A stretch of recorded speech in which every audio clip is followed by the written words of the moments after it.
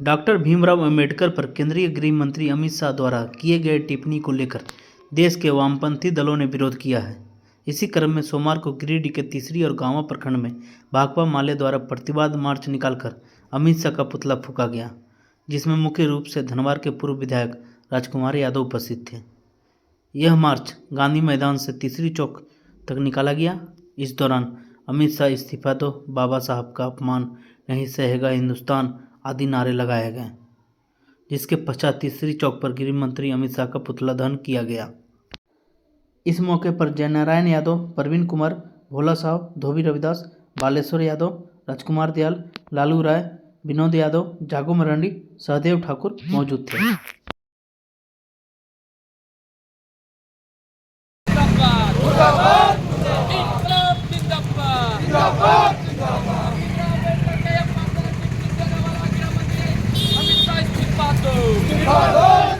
गृहमंत्री को इस्तीफा देना होगा, देना होगा, गृहमंत्री अमित शाह को इस्तीफा देना होगा, देना होगा, जिंदाबाद, जिंदाबाद, देना होगा, देना होगा, देना होगा, देना होगा। डॉक्टर अंबेडकर का अपमान करने वाले अमित शाह होश में आओ, होश में आओ, होश में आओ।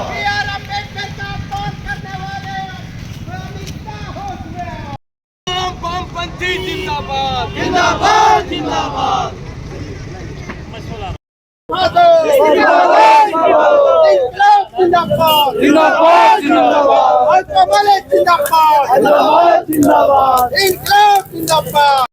राज्यसभा में हमारे देश के गृह मंत्री माननीय अमित शाह जी द्वारा जो संविधान निर्माता डॉक्टर भीमराव अंबेडकर के खिलाफ जो बात रखा है, टिप्पणी किया है, उसके खिलाफ आज जो है तो पूरे देश में भाकपा, माकपा और तमाम वामपंथी भाकपा माले समेत और वोट समेत आज पूरे देश में प्रतिवाद मार्च करके और अमित शाह से इस्तीफा की मांग कर रहे हैं।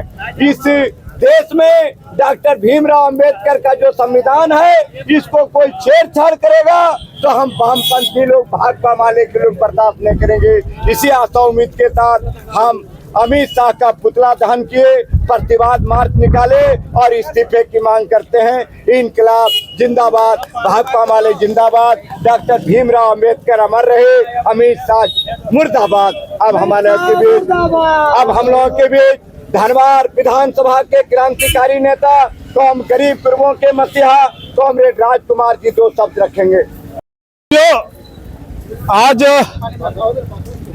30 दिसंबर को पूरे देश में सभी वामपंथी दलों के द्वारा और देश के तमाम किसान संगठनों के द्वारा जो हमारे डॉक्टर भीमराव अंबेडकर साहब के खिलाफ में जो देश के गृह मंत्री अमित शाह के द्वारा जो अपमानजनक टिप्पणी किया गया है, और ये अपमानजनक टिप्पणी बाबा अंबेडकर साहब के खिलाफ नहीं बल्कि इस देश के जो दलित आदिवासी हैं, जो इस देश के सामाजिक न्याय संविधान पर विश्वास करने वाले लोग हैं, उसके खिलाफ में ये टिप्पणी है।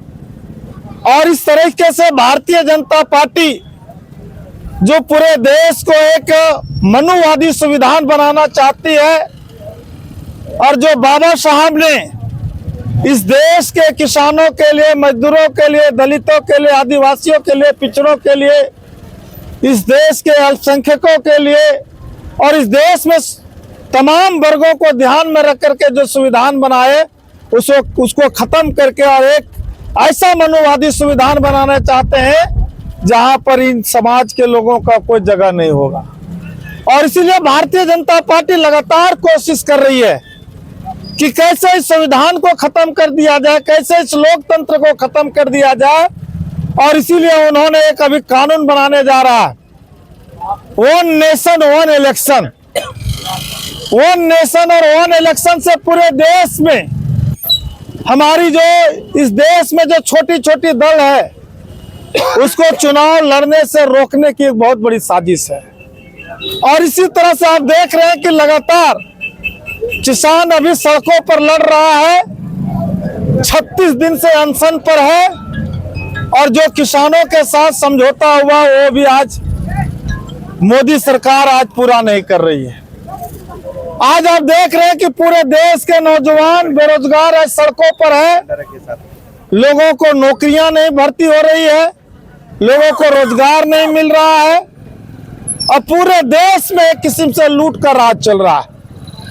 और इसीलिए आज पूरे देश के नौजवान, पूरे देश के किसान, पूरे देश के लोग आज सड़कों पर है। हम तमाम देश के वामपंथी संगठन मिल करके आज राष्ट्रव्यापी आज इसको प्रतिवाद हम लोग कर रहे हैं और अमित शाह से इस्तीफे की मांग कर रहे हैं। ऐसा देश का गृह मंत्री नहीं चाहिए जो देश को बांटने की राजनीति करता है, जो देश को संविधान को खत्म करने की बात करता हो, जो लोकतंत्र को खत्म करने की बात करता हो, जो धर्म के आधार पर लोगों को नफरत की राजनीति करता हो, ऐसा देश का गृह मंत्री नहीं चाहिए। और इसीलिए पूरे देश के लोगों ने आज सड़कों पर है और देश के गृह मंत्री से इस्तीफे की मांग कर रहे हैं। हम सभी साथियों से कहेंगे कि ये लड़ाई और जारी रखना है और 4 तारीख से पूरे, चाहे वो झारखंड की सरकार हो चाहे राज्य की केंद्र की सरकार हो, जनता के बीच में जो वादा किया गया था उस वादा को पूरा करें। अभी आप देख रहे हैं कि ऐसे ऐसे लोग आपके बीच में राजनीति में आते हैं और चुनाव जीतने के बाद चले जाते हैं और जनता आज जो सो अन्याय और अत्याचार का सामना कर रही है। लगातार जनता पर हमला हो रहा है, तो इसीलिए हम लोगों को सड़कों पर भी उतरना है और जोहार यात्रा, पद यात्रा में शामिल होकर के जनता के जो मुद्दे हैं उन मुद्दों को लेकर के हमको जाना है। अभी आप देखिए बिजली बिल बढ़ाया गया है, अब हर शहर में स्मार्ट मीटर लगाया जा रहा है। अब स्मार्ट मीटर लगाने से आप जिस तरह से मोबाइल को रिचार्ज करते हो, जिसके पास पैसा नहीं है उसको बिजली नहीं मिलेगा, ये हालात है। और इसीलिए हमने कहा था कि भारतीय जनता पार्टी को सत्ता में लाने का मतलब है कि पूरे देश की संपत्तियों को निजीकरण होगा, किसान मजदूर परेशान हो जाएंगे। आज आप देख लीजिए बाबा साहेब को अपमानित किया गया, आपके विधायक जो बाबूलाल मरांडी है, पूर्व मुख्यमंत्री हैं, एक आदिवासी हैं, लेकिन इतना बड़ा अपमान किया अमित शाह ने, एक शब्द भी नहीं बोला। आप कैसे समझ सकते हैं कि आदिवासी और दलितों का बाबूलाल नेता?